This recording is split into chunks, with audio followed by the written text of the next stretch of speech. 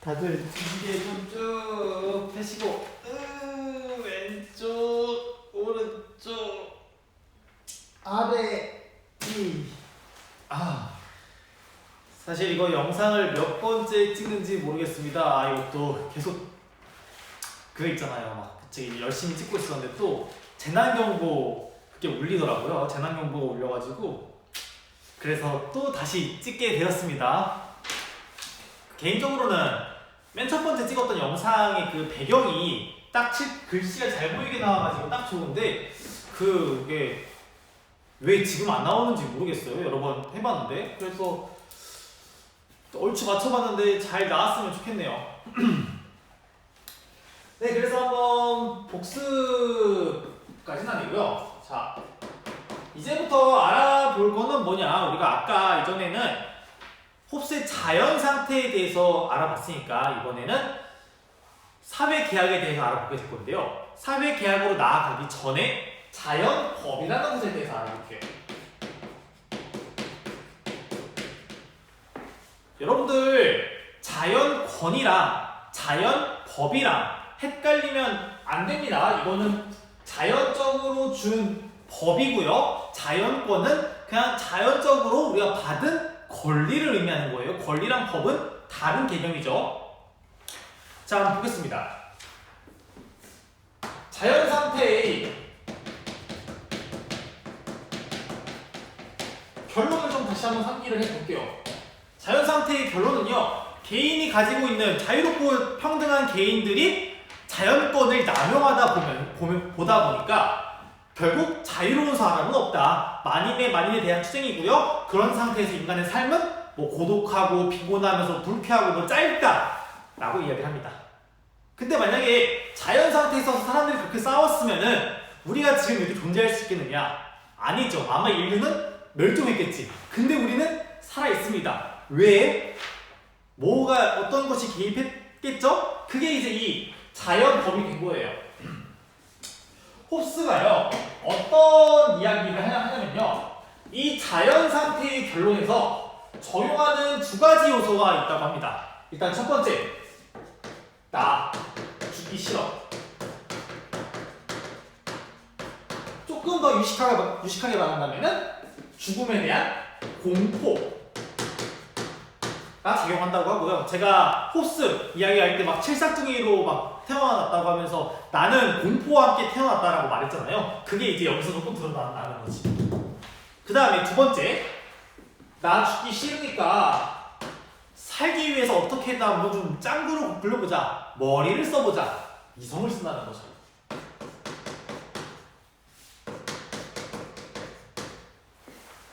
자연 상태의 그 사람들은요, 굉장히 감정적으로 행동하고, 여담이지만 홉스는 경험론자니까 감정을 중시할 거 아니에요. 감정을 중시해요, 경험론자들은요. 네, 홈큐 때 또 이야기할 겁니다. 하여튼 여기 이 공포의 상태에서 이 감정, 이거는 감정이에요. 이 상태에서 감정도 쓰고요, 이성도 쓰다 보니까 야, 한번 우리 살기 위해서 어떻게 해볼까? 머리를 써보자. 그렇게 해서 발견되는 것이 바로 자연법이라는 거죠. 자연법. 근데 이제 이 자연법은 머리를 쓰다 보니까 야, 너도 살고 싶어? 나도 살고 싶어. 이제 막 그 조정석 말 따르면 이제 막 야, 너도 살 수 있어. 뭘 하면은 이 자연법을 지키면 살 수 있다는 거죠. 그러면 도대체 이 자연법의 내용이 뭐냐에 대해서 한번 확인을 해봐야 되겠습니다. 자, 한번 자연법에 대한 내용은요, 어디 있냐면은 첫 번째 페이지, 그 5페이지에서 동그라미 4번에 나와 있네요. 일단 너 살기 위해서는 싸우면 안 되잖아. 그러니까 뭘 추구를 해야 한다? 평화를 추구해야 돼. 첫 번째 원칙, 평화 추구.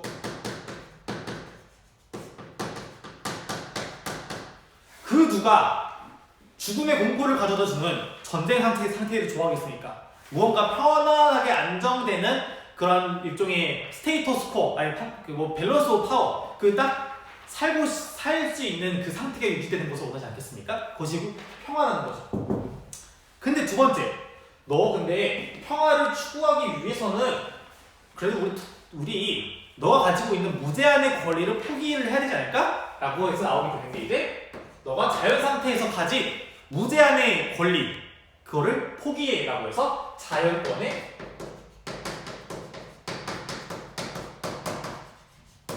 포기를 주장하게 됩니다. 그래서 여기 보시면은 모든 것에 대한 자연권을 다른 사람들과 마찬가지로 기꺼이 포기해야만 한다. 그리고 자신이 다른 사람에게 허용한 만큼의 자유에 스스로도 만족한다라는 문구가 나와 있는데 혹시 존 스튜어트 미를 공부한 친구라면은 미래 자유론적인 사상도 여기에 조금 나와 있다는 것을 확인할 수 있을 거예요. 아직 뭐 미래 자유론은 안 했으니까 넘어가도 됩니다. 그 다음에 세 번째, 야 자연권 포기를 했는데 그러면은 나만 포기하기엔 좀 그렇잖아. 그러면은 너도 자연권 포기하고 우리 그 약속을 지키자 해서 이제 약속 준수가 나오는 거죠. 뭔가 굉장히 허접해 보이는 법의 원칙들이지만은 나름대로 굉장히 좀 논리가 있는 거예요. 나 죽기 싫으니까 머리를 써서 발견한 법이 자연법인데 자, 일단 살기 위해서는 모두가 죽지 않은 상태, 곧 평화 상태를 만들어야 되고 평화 상태 만들려면은 내가 가지고 있는 자연권을 쓰지 말아야 되고 그 다음에 그러지 않기 위해서는 약속을 지켜야 되고 그래서 이 뭐 세 가지 이외에도 여러 가지 종류가 있습니다만은 가장 중요한 게 이 세 가지이기 때문에 이 세 가지를 다뤄봤어요. 첫 번째, 두 번째, 세 번째. 그래서 이제 이 사람들이 자연법을 이제 다 지키게 되면은 세상은 평화롭겠지. 근데 문제는 뭐냐? 과연 이 자연법을 사람들이 이성을 통해서 깨달은 자연법을 다 지킬까에 대해서는 물음표가 따른다는 거죠. 다 지킬까? 이런 거예요. 예를 들어서 지금 코로나 사태가 확산이 되면서 사람들이 다들 살기 위해서 이제 뭔가 암묵적인 합의를 만들고 있어요. 그 암묵적인 합의를 만들 게 뭐가 되겠습니까? 대표적으로 사회적 거리두기가 되겠죠. 물론 이거는 나라에서도 강조하지만 사회적 거리두기를 우리가 사람 이성을 통해서 일종의 깨달았다고 치는 거죠. 근데 그거 다 지키느냐? 안 지킵니다. 안 지키는 사람도 있어요. 대부분의 사람들은 다 지키지만은 안 지키는 사람도 있다는 거예요. 그 사람들은 왜 안 지키겠어? 뭐 여러 가지 요인들이 있겠지만은 그 중에 요인들 중에 하나는 아니 어차피 안 지켜도 나 처벌받지 않잖아. 그래서 이제 요즘에 막 뭐 제주도에서도 고소하고 막 이런 것들이 나오고 있는데 자연법도 일단은 비유해서 설명하자면 마찬가지인 거죠. 자연법을 깨달았는데 문제는 뭐냐? 이 자연법을 지켰을 때 지키는 건 문제가 없는데 안 지켰을 때 이 사람한테 지금 처벌이 없다 보니까 자연권이 굉장히 쉽게 말하면 왔다리 갔다리 해서 할 수 있는 거예요. 편의에 따라서 내가 내로남불인 거죠. 내가 원할 땐 지키고 내가 원하지 않을 때는 안 지키고 그러니까 이거를 준수하게 만드는 뭐 힘이 혹은 뭐 권력이라고 하고요. 혹은 조금 더 나아가면 공포를 부여를 해야 한다는 거지. 너 안 지켰을 때 너 내가 벌 줄 거야. 여기 보면 처벌에 대한 공포를 부여한다면은 사람들이 자연법을 지키지 않을까 하는 게 홉스의 생각이에요. 그러면은 이 준수하게 만드는 힘을 수립해야 되지 않겠습니까? 그러한 관점에서 이 홉스가 나아가게 된다고 주장하는 것이 이제 뭐 여기 있어.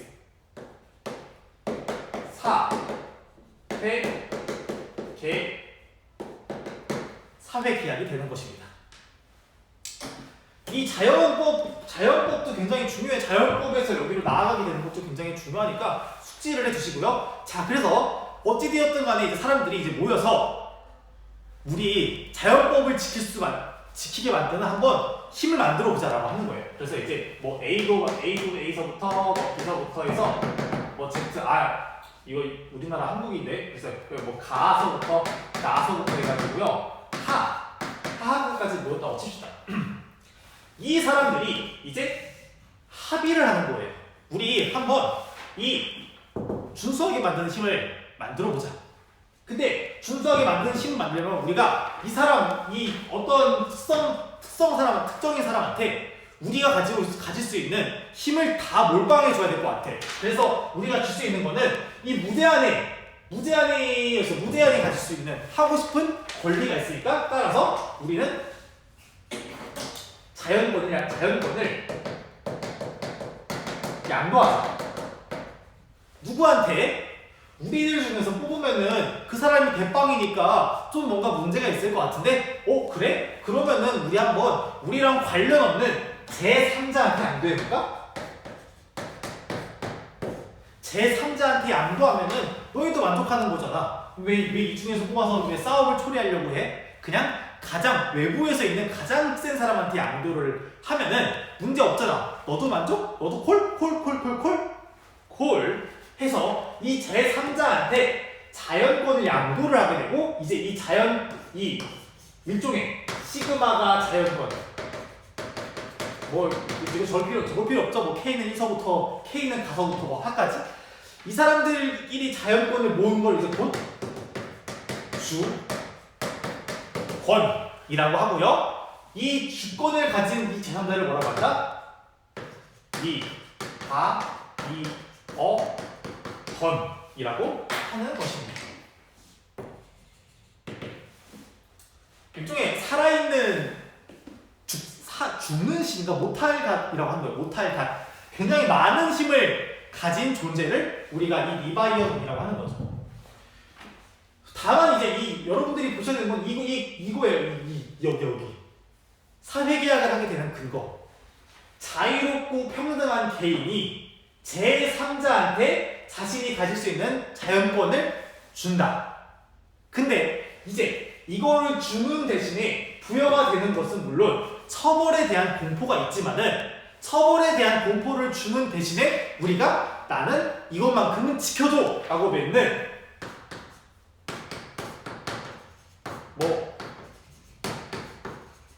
왜 사회계약을 맺느냐? 홉스는 어떤 것에 대한 공포가 있다고 했죠? 죽는 것에 대한 공포가 있다고 했어요. 이것도 죽게 된다면은 사람들이 다 지킬 수 있어요. 그러니까 내가 이거를 안 지켰을 때 죽는다고 한다면 다 지킬 수 있다는 거지. 따라서 홉스가 주장하는 사회계약의 목적은 뭐냐? 어디까지나 궁극적으로 내가 사는 거예요. 그걸 유식한 말로 자기보존이라고 하죠. 즉 자기보존을 통해서 이제 평화와 안녕이라고 했는데, 여러분들 가수 보면 안녕하신가요 있어 막, 그래서 굉장히 유명한 노래 막 나와 있긴 한데, 이 안녕 혹시 어렵다고 생각한다면은 웰빙, 복지가 된 거고요. 다시 이 복지라는 개념을 고대 그리스 말로 뭐라고 한다고 했죠? 에우다이모니아, 잘 존재하는 거. 잘 존재하는 거. 그러니까 평화가 실현되면서 내가 잘 존재하는 것이 곧 내가 자기 보존이니까 내가 이거 해줄게, 나 하게 해줘, 대신 내가 가질 수 있는 자연권은 다 줄게 라는 식으로 논지가 전개된다는 거예요. 칠판은 이렇게 적었지만, 그러니까 여러분들이 이해했으면 하는 방향은, 사람들이 자기 보존하고 싶으니까 자신이 가질 수 있는 자연권을 양도를 제3자한테 양도해서 리바이어돈을 만들게 된다 라고 이해를 하시면 될 것 같습니다. 서명원 선생님 때 배웠으니까 더 이상 조금 어려운 게 있다면 저한테 개인적인 연락을 부탁드릴게요. 자, 그럼 이제 우리가 봐야 될 건 뭐냐? 이 무제한적인 권력을 부여받은 리바이어돈은 과연 어떤 특성이 있느냐라고 하는 거죠.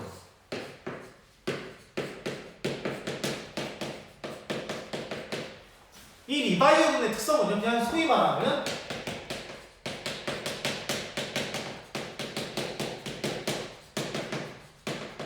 무소불위의 권력을 다 가졌다고 보시면 돼요. 이제 조금 더 쉽게 말하면은, 이번 조건에서는 여당이 비록 180석을 가져왔지만은 그냥 300석 다 가져갔다고 보면 돼. 300석. 그래서 이제 이 사람들이 할 수 있는 거 예를 들면 옳고 그름도 정할 수 있고요. 옳고 그름, 정의 기준, 화폐나 종교 같은 거 그냥 다 정할 수 있어요. 다 정할 수 있어요. 그래서 그냥 무소불위의 권력을 갖다고 하는데, 혹시나 조금 더 하나 더 부가적으로 이야기해서 하자면은 이 주권은요 분할을 할 수가 없어요. 분할을. 이 주권의 특성이 뭐냐? 이 주권 특성은 뭐 분할도 불가능하고요. 뭐 양도도 불가능해요. 그럼 생각해보면 당연한 거 아니에요? 누가 자신이 가지고 있는 권력을 내가 옳고 그름은 내가 만들 테니까 정의의 기준은 다른 사람이 도와해? 이게 말도 안 되잖아. 그냥 어느 하나의 단 통합체에서 그냥 토탈적으로 관리를 해야 한다는 거죠. 물론 여러분들 하나 좀 알아두셨으면 하는 게 이 주권을 이야기하면서 홉스가 리바이어 돈을 이야기했는데 이 리바이어 돈에서 홉스는 군주적으로 옹호했어요. 군주적으로 옹호한 이유는 굉장히 심플해요. 그냥 군주가 하는 게 가장 효율적이고 효과적이니까. 근데 이제 오해하면 안 되는 게 홉스가 뭐 유일한 정치 체제는 군주정만 있다고 말하는 게 아니에요. 뭐 그 마키아벨리 때 본 것처럼 뭐 귀족정도 있고 군주정도 있습니다. 그러면은 예를 들면은 귀족정을 받아들인다고 한다면은 옳고 그름이나 정의 기준이나 이런 것을 정하는 것을 소수의 사람들이 결정해서 운영하는 것이고 민주정이라면은 여기에 대한 기준들을 많은 사람들이 합의해서 운영한다는 것인데 홉스가 보기에는 그냥 그거 여럿이서 이해하는 거 얼마나 시간이 많이 걸려. 그냥 한 사람한테 힘 있는 한 사람이 다 결정하는 게 대빵이야 라고 이야기를 해서 이 군주정을 옹호하는 것입니다. 이것도 있다는 것도 좀 교양으로만 알아주셨으면 좋겠습니다. 그리고 뭐 이제 나중에 다음에 배우게 될 로크나 루소 같은 사람들은 이제 민주정들을 다 옹호하지 않습니까? 그러니까 그것도 한번 좀 보시면 되고요. 그러면은 우리가 여기까지 봤으면은 우리가 또 봐야 될 거 이제 사실 이거는 굉장히 학문적인 이야기고 더 나아가서 홉스의 자유 개념까지만 보고요. 이번 시간 좀 마치도록 하겠습니다. 홉스의 자유 개념은요. 사실 제가 보기에는 그냥 마키아벨리가 말한 자유 개념을 조금만 돌려서 이야기한 거랑 거의 똑같아요. 근데 논지는 완전 달라. 자, 홉스의 자유 개념은요. 법 밖에서 내가 멋대로 할 수 있는 자유를 말해요. 법 밖에서의 자유. 왜? 법 안에서 내가 뭐 나쁜 행동하다가 걸리면은 나는 죽으니까 그냥 법 밖에서 좀 그냥 째째하게 그냥 내가 하고 싶은 거 하자라고 주장하는 거죠. 근데 이제 뭐 마키아벨리는 법을 실현함으로써 나는 다른 것에 대해서 지배받지 않는다라고 이야기했는데 그냥 내가 보기엔 홉스가 좀 그걸 삐뚤게 생각하지 않았을까 싶어요. 뭐 당연히 홉스가 마키아벨리의 책을 안 봤을 리도 없을 테고 법을 지켜? 그럼 법 밖에서는 내가 마음대로 해도 되는 거네? 좀 이렇게 비틀어서 생각한 거지. 근데 이거는 뭐 일 수도 있고 아닐 수도 있긴 해요. 다만 이제 법 밖에서 내가 멋대로 할 수 있는 자유, 뭐 조금 더 멋대로 법 밖에서 나 멋대로 하고 싶어 라고 하는 것을 하는 그 자유를 의미합니다. 그래서 여러분들 그 학습지에 21장 보시면요 자유란 저항이 없음을 의미한다라고 나와 있어요. 보이나요? 저항이랑 운동에 대한 내적 방해물을 말하는데 일종의 홉스한테서는 그냥 법 밖에서 내가 마음대로 그냥 할 수 있는 것을 이 자유의 개념이라고 보는 거죠. 이게 나중에 보면 이제 로크한테도 연결될 거예요. 근데 이제 이 법 밖에서의 자유를 이야기를 하는데 문제는 뭐냐? 법은 지켜야 한다는 거예요. 왜?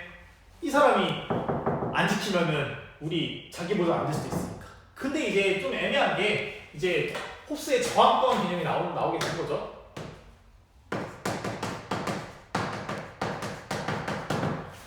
사실 홉스는요 리바이어돈한테 복종하면 리바이어돈의 말을 거스르면 안 된다라고 이야기를 하는데 신기하게도 그냥 자기 보존에 문제가 있다면은 자기 보존에 해가 된다면은 반항할 수 있어 이라고 주장하는 게 딱 한 문단이 나와. 한 문단. 그 한 문단이 제가 여기 실어둔 부분입니다. 뭐 그런 점에서는 진짜 홉스는 어디까지나 나 진짜 공포랑 같이 태어났어. 그러니까 이게 되는 거죠. 한번 좀 보도록 하겠습니다. 어디냐면은 두 번째 문단. 우리가 통치자의 명령에 복종해야 될 의무가 있는지는 국가의 목적과 밀접하게 관련되어 있다. 국가의 목적을 좌절시키지 않는 경우라면은 명령에 복종하지 않을 자유가 있다. 이것도 좀 신박하죠? 국가의 목적이 자기 보존이니까 내가 자기 보존에 해치지 않는다면은 난 안 따라도 돼. 근데 거기에 대한 책임은 전 안 져. 이런 말인 것 같아요. 자, 이 다음의 핵심인 거지. 다수의 사람이 힘을 합쳐 통치 권력에 부당하게 저항했거나 또는 모든 사람이 사형을 당할 수밖에 없는 중대 범죄를 저지른 경우 그들에게는 힘을 합쳐 서로 돕고 방어할 자유가 있다고 할 수 있을까? 물론 그들에게는 자유가 있다. 왜냐하면 그 행위는 자신의 생명을 지키고자 하는 행위다. 어디까지나 홉스한테서는 국가의 목적은 자기 보존이니까 국가가 자기 보존에 해친다면은 나 다시 이 자연권 있어. 자연권 이제 자연권 쓸 거야 라고 말하는 게 홉스의 이야기가 될 것 같아요. 그래서 얼추 좀 교과서의 이야기, 학습지 이야기 다 본 것 같아요. 어디 보면은 국가의 형성 자연권 전면 양도를 해서 국가 만들고요. 목적은 평화와 안녕을 통한 자기 보존하고 싶고요. 그 다음에 리바이어드는 사람들이 자연권을 전면 양도해서 세운 하나의 인격, 살아있는 신, 죽는 신, 모탈간이라고 하는 거고요. 그래서 이 인격을 지닌 자가 곧 주권자인데 홉스는 군주정을 옹호했다. 여러 가지 있는데 군주정이 효율적이고 일관적이야. 그 다음에 사람들은 사회계약 통해서 처벌을 받을 수 있는 이 사람이 다 하다 보니까 살고 싶어서 그거를 따르게 된다라고 이야기하고요. 그러한 주권자의 권위의 성격은 절대적이고 국가 안에서의 개인의 자유는 법의 규제가 미치지 않는 데에선 내가 원하는 거 다 할 수 있어. 근데 만약에 나라가 나를 죽이려고 한다면 나는 내가 할 수 있는 모든 방법을 써서 살 거야 라고 말하는 게 홉스의 저항권이었습니다. 네, 그래서 지금까지 리바이어드의 이야기를 정리를 했는데 홉스한테서 진짜 이야기했지만 가장 중요한 건 뭐냐면은 그냥 이러한 사유 실험을 했다는 것 자체가 굉장히 큰 의미가 있다는 거예요. 그래서 이거를 조금 받아들여가지고 더 민주적으로 설명하게 되는 게 이제 로크와 루소가 되는데 그럼에도 불구하고 이러한 너무나 현실적인 가정, 특히 나 죽기 싫으니까 이상 써가지고 이런 것들 다 안 된다라는 건 이 홉스가 해서 괜히 홉시안이라고 불리는 특종자가 있을 뿐더러 현실주의의 아버지라고 불리는 것은 괜한 이유가 없는 게 아니에요. 다 그만의 사실적인 논리에 따라서 사람들이 따르는 것 같습니다. 네, 그러면은 오늘 수업 여기까지 하고요. 다음 시간에는 로크의 사회개혁론과 함께 만나보도록 하겠습니다. 다들 고생하셨습니다. 안녕.